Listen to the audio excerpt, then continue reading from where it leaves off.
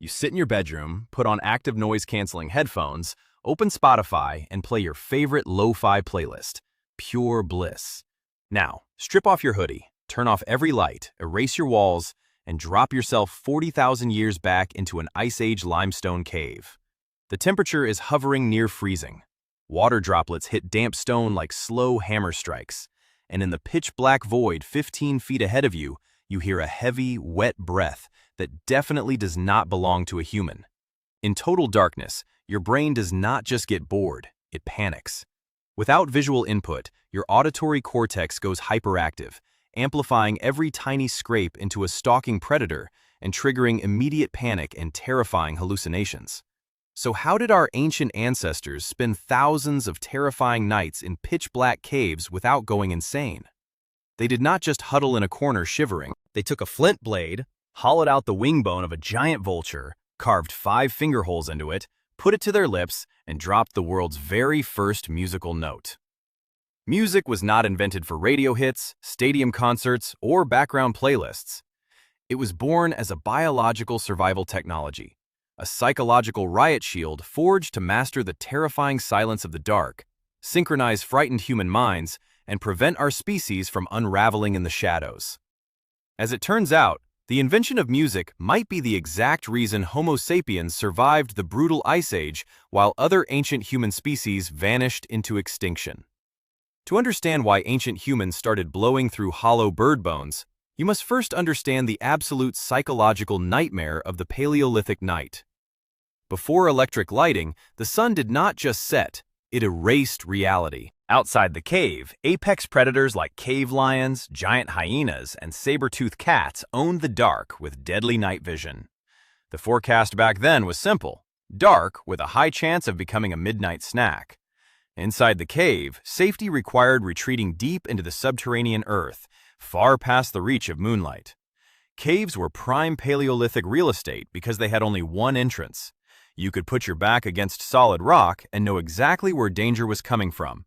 It was the world's first security system. But hiding deep inside a cavern created a brand new threat: crushing sensory deprivation. When humans are trapped in absolute pitch blackness, a well-documented neurological breakdown occurs. Lacking light, the mind manufactures its own reality, causing visual distortions and terrifying auditory hallucinations. Dripping water morphs into whispering voices. Shifting air currents feel like a creeping beast. In the deep dark of the Ice Age, fear was contagious. If one hominid panicked, the entire tribe spiraled into a chaotic, trampling frenzy. Early humans realized a fundamental truth of neurobiology: you cannot fight pitch-black silence with quiet endurance. You can only fight darkness with sound. But not just random noise. Screaming or banging rocks together only increased panic. They needed structured sound, predictable frequency, and harmonic resonance. They needed music. In the late 1980s, French acoustics expert Professor Igor Reznikov walked into the Paleolithic caves of France, including Niaux, Chauvet, and Lascaux, with a completely crazy idea. While generations of archaeologists stared at cave paintings of bison and mammoths, Reznikov turned off his lantern, stood in the pitch dark, and hummed pitched vowel sounds like A, E, and O. What Reznikov discovered changed our understanding of prehistoric intelligence forever. Moving through twisting tunnels, he noticed that certain spots possessed extraordinary acoustic resonance, amplifying sound like a massive Gothic cathedral organ. And when he turned his light back on to examine those high-resonance locations, he found something unbelievable. Over 80% of all Paleolithic cave paintings and red ochre markings were located precisely at spots of maximum acoustic resonance. In narrow passages where it was too tight to paint giant mammoths, ancient humans placed simple red dots on the walls. Those red dots were not random graffiti. They were prehistoric acoustic markers. In total darkness, ancient humans used sound as a primitive sonar system. Singing, chanting, or whistling through the underground maze produced echoes bouncing off limestone walls that revealed the shape of the chamber ahead, warning of sudden drops or dead ends. Sound was their flashlight. The cave was not just a dark hole. It was the world's first giant musical instrument, and early humans learned to play its walls. While chanting worked for navigation, it required constant vocal effort. Around 40,000 years ago in Germany, a prehistoric craftsman sat by a campfire in Hohle Fels cave and engineered a portable sound machine. Archaeologist Dr. Nicholas Conard excavated the fragmented remains of what is officially recognized as the world's oldest handcrafted musical instrument, the Hohle Fels flute. Crafted from the hollow radius bone of a giant griffin vulture, this instrument measured 22 centimeters long, with 5 finger holes and a V-shaped notch at the blowing end.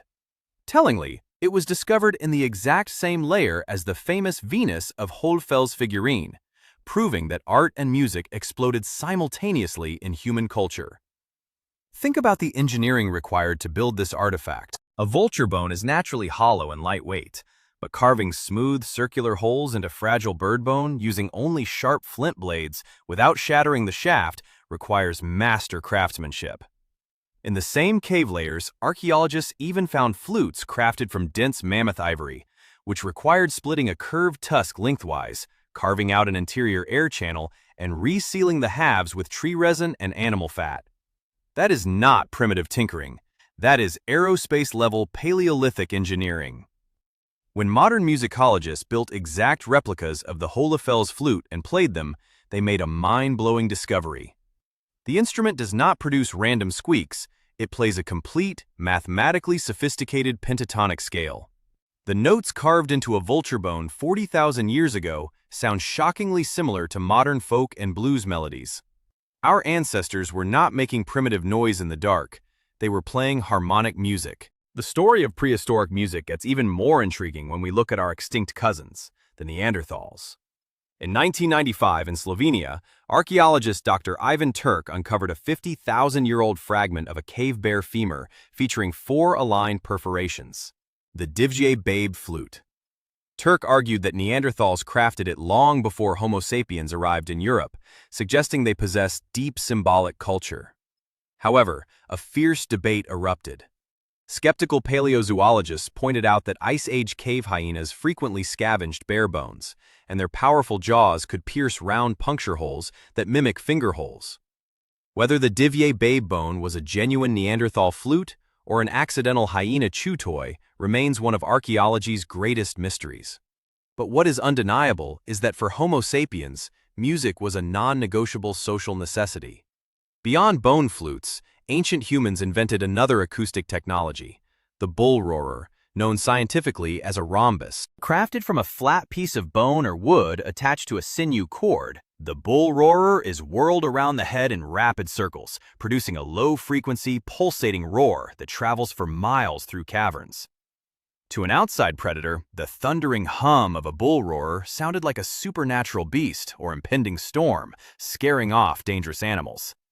But inside the tribe, it performed a far more profound function: brainwave synchronization. Modern neuroscience reveals what happens to the brain when exposed to rhythmic acoustic patterns. Rhythmic music triggers the release of endorphins, dopamine, and oxytocin, while suppressing cortisol, the primary stress hormone. When a group of humans sits in a dark cave listening to a bone flute or a pulsating bull roarer, their heart rates naturally synchronize, their breathing matches, and their brainwaves shift into calm alpha states. In the terrifying darkness of the Ice Age, music was the ultimate social glue. It transformed a group of frightened individuals into a unified collective. It allowed mothers to soothe crying infants in total pitch blackness without revealing their location with firelight. It allowed hunters to process trauma, store tribal history in rhyming songs, and enter collective trances that banished fear. This brings us to a fascinating evolutionary hypothesis. Why did Homo sapiens survive the harsh Ice Age while Neanderthals went extinct? Neanderthals lived in small, isolated family bands of 10 to 15 individuals. Homo sapiens built extensive trade networks and social alliances, encompassing hundreds of people across vast territories. And music was the secret code of that social expansion.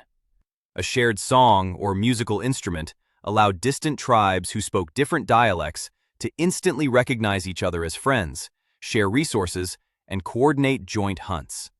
Music expanded the human circle of trust far beyond the campfire. 40,000 years later, we live in a world flooded with artificial light, steel towers, and digital screens. We no longer hide in damp limestone caves from cave bears, and we no longer need vulture bone flutes to navigate pitch-black tunnels. Yet, whenever you feel overwhelmed by stress, whenever you put on your headphones to drown out the chaotic noise of a crowded subway, or whenever you play a quiet song in a dark room to fall asleep, you are repeating an ancient biological ritual. You are reaching for the exact same psychological shield that your ancestors forged in the caves of the Ice Age. Music was never just entertainment. It was the original technology of human sanity. It was the light we kindled inside our minds when the world outside went completely dark.